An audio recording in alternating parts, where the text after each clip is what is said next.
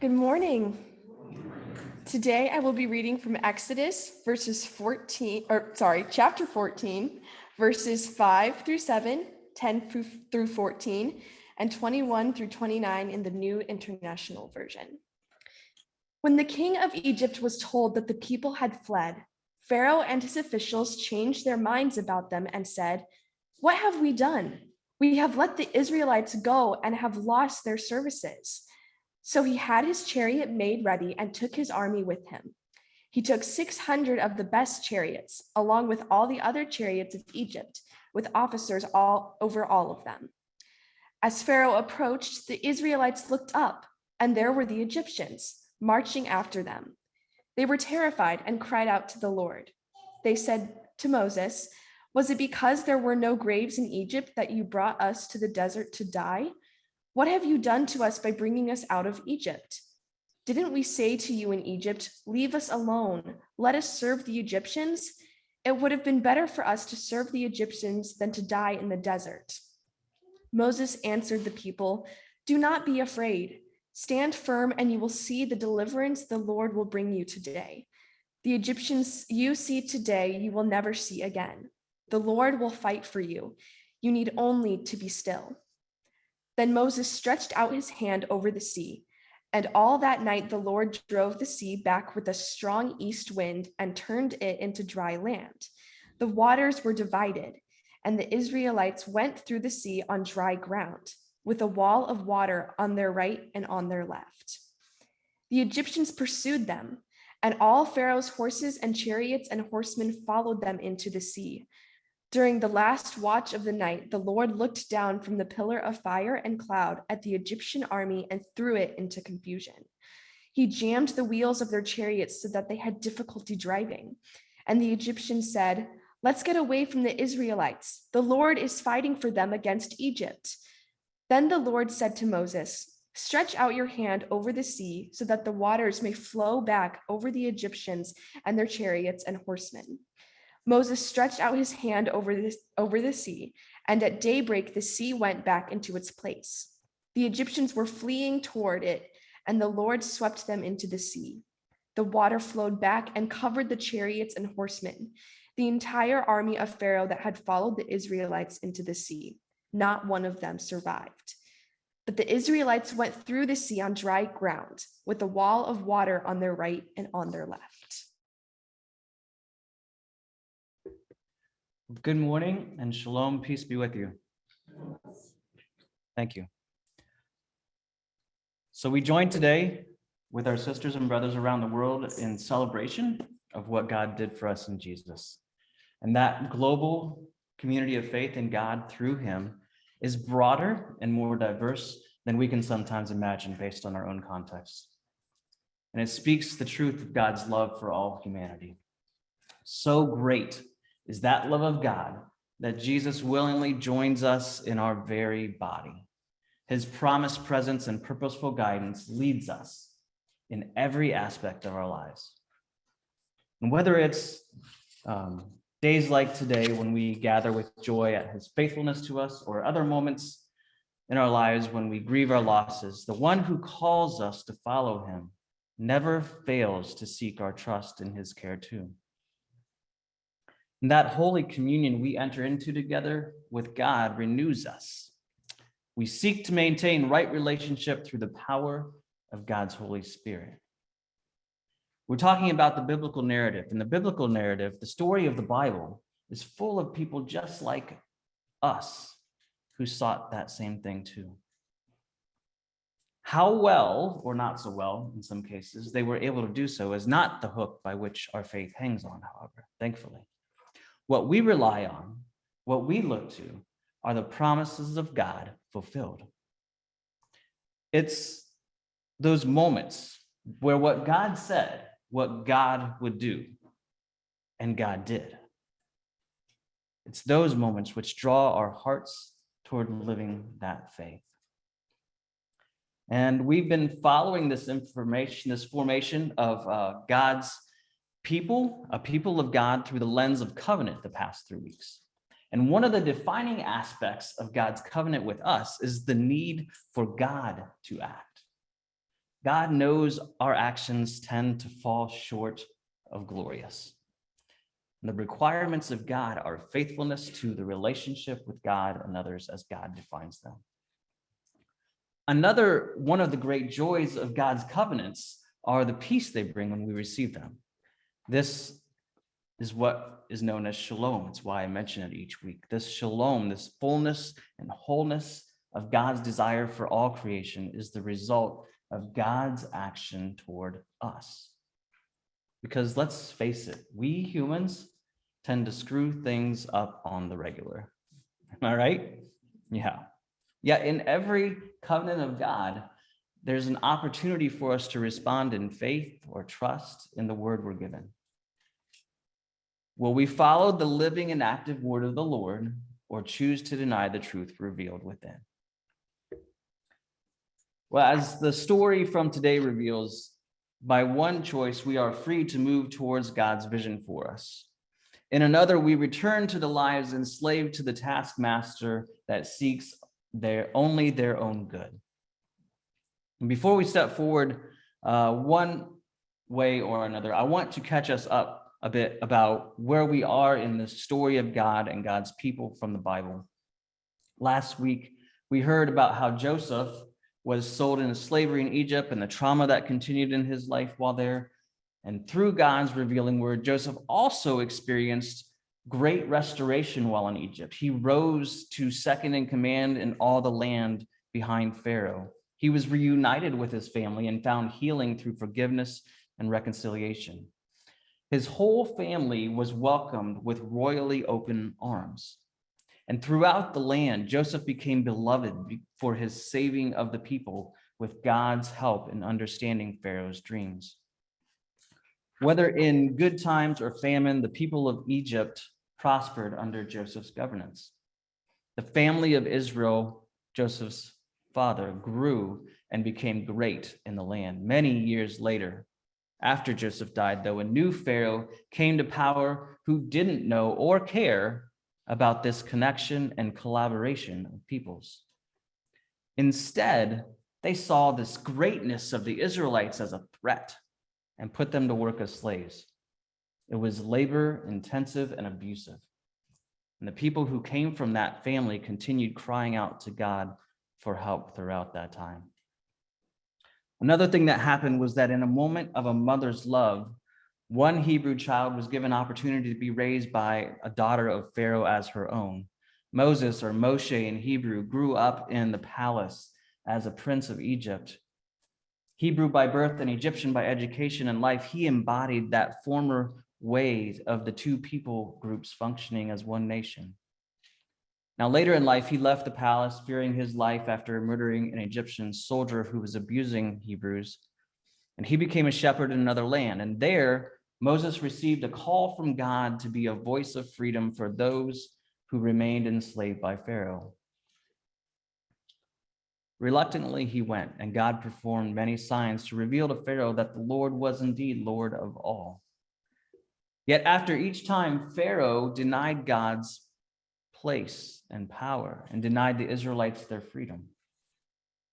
And after Passover, the night of great terror for those who failed to follow God's commands, Pharaoh allowed the people of God to leave, Hebrew and Gentile alike.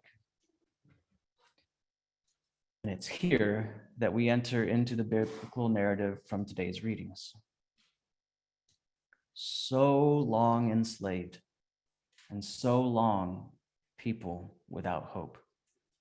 Dare they now believe it? Has God really heard them and delivered them? It's hard to trust something new to us, isn't it? Something true, something new to us might be true. We're born skeptics, it seems. But are we really born skeptics?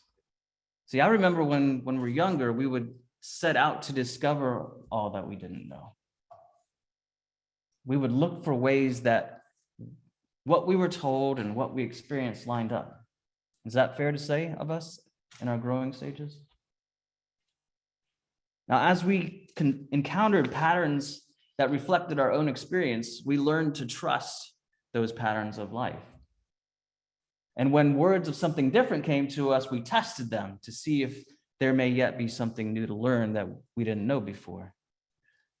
And as we grow and mature, the fuller picture begins to take shape. Sometimes we develop an unhealthy expectation, or sometimes an unhealthy lack of expectation, because of an unhealthy way of life that we were born into. We begin to place trust in what's familiar and stop looking for what we don't know yet. We may even think that there's nothing new to be known. What is the point in pursuing something that doesn't exist, we ask. Now imagine now that you've been told your whole life that you're only worth the work that you put out. Or consider you've been led to believe that there's nothing beyond the way of life you currently experience worth pursuing. How might that impact your experience of life? Do you think you'd want to just quit on it? It seems hopeless, so why try? How about if you've heard these faith stories from the past, but haven't experienced anything similar yourself? Your faith family has a historically remarkable account of God's faithfulness, but you've only ever known a life where God seems distant. Would that change how you hear a prophetic voice calling you out into a wilderness way of life?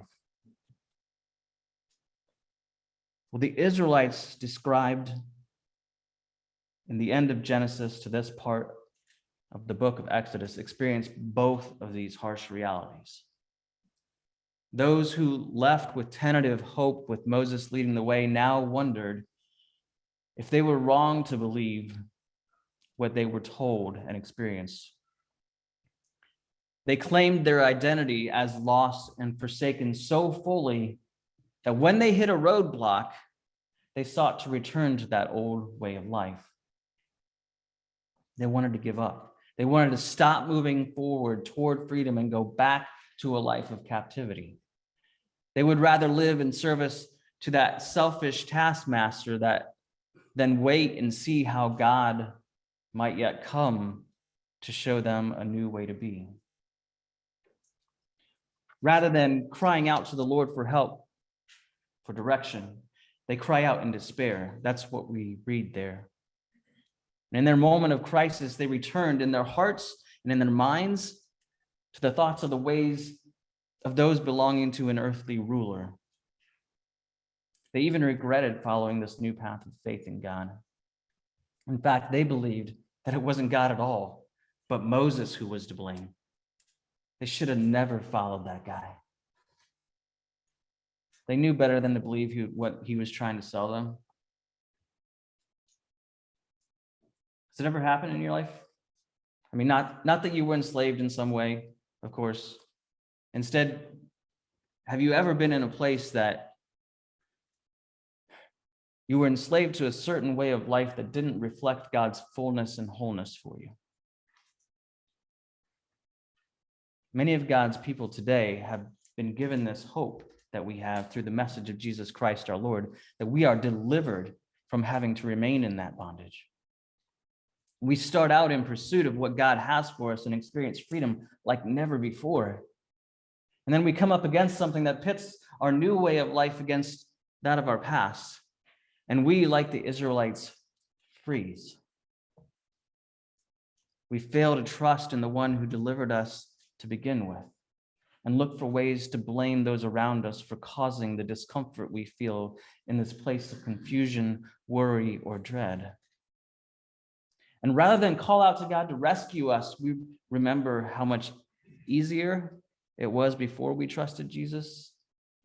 We fail to remember that the lies that entrapped us to be someone other than who God sees us to be. And we want to give up because it's hard to continue on in the face of the temptation to return to that old life.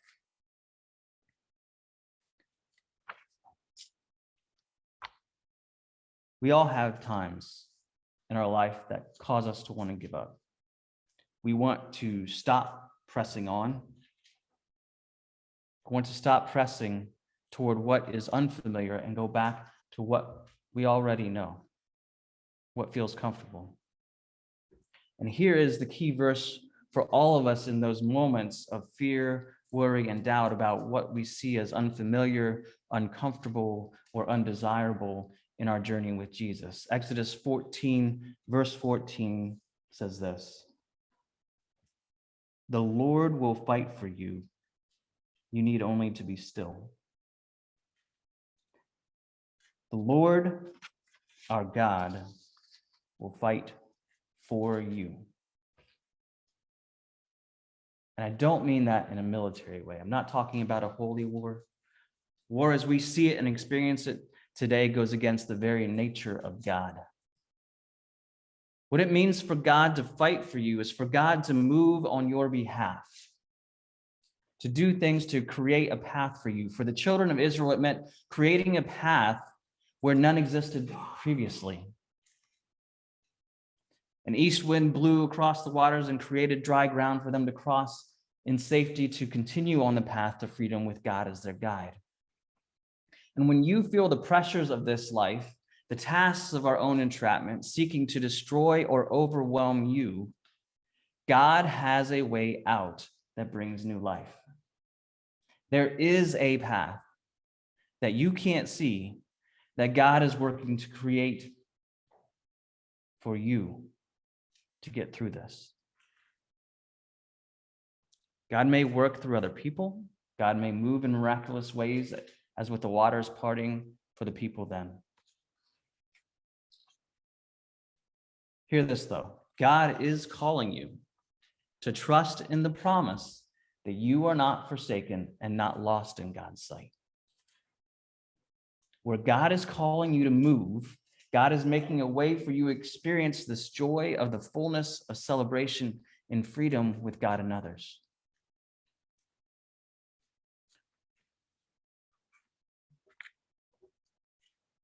In those moments of despondency, in those times of feeling hopeless, cry out to God to reveal that way, that truth, and that life to you. God calls us to remember the covenant promise to deliver us in those moments. God calls us to trust that when we want to end the struggle, God has the way through it for us to walk on. And in our time, and since the time when Jesus entered into this human life, God showed us the beginning and the end. The fullness of our lives and the fulfillment of the promise of God's covenant to us is Jesus. He is the way, the truth, and the life by which we can survive even those darkest moments. He is the one who frees us from the places, people, and possible conclusions of our past that trapped us previously. And in him, we have hope of deliverance to a new and full life with God and others that brings peace. That's true even when our one and only true enemy seeks to destroy us through temptations of a return to our former ways. And it's trustworthy. It's trustworthy even when those other humans we're in relationship fail to live out what they say they believe. God's faithfulness to God's covenant is not dependent on our ability or the ability of other people to live it out fully. We can trust that God will show us a way to continue moving toward right relationship with God and others in the face of certain death. See, Jesus' faithfulness to God's call in life and in death, and into God's new resurrection life, is how we know. We trust God by trusting in Jesus. We gain new life through following and believing in him. And as he reveals new ways to be God's people together, we can trust that our old lives will not hold us back from following that path to freedom too. Just as the people of Israel crossed to the other side, God will walk us safely ashore as we step out in faith to that call. God's Spirit is with you. God's Spirit is with us, seeking your good, seeking our good together. So let that truth hold you up this week and cause you to look for God's deliverance in new and perhaps miraculous ways that you may not yet see. Will you pray with me, please? Lord of all creation, you have given us these accounts of your faithfulness to those who follow you in the past, to give us courage when we feel stuck in our present. Give us wisdom, give us strength. Help us to lean heavily and call out to you in those moments and to trust your faithfulness in Jesus. Amen.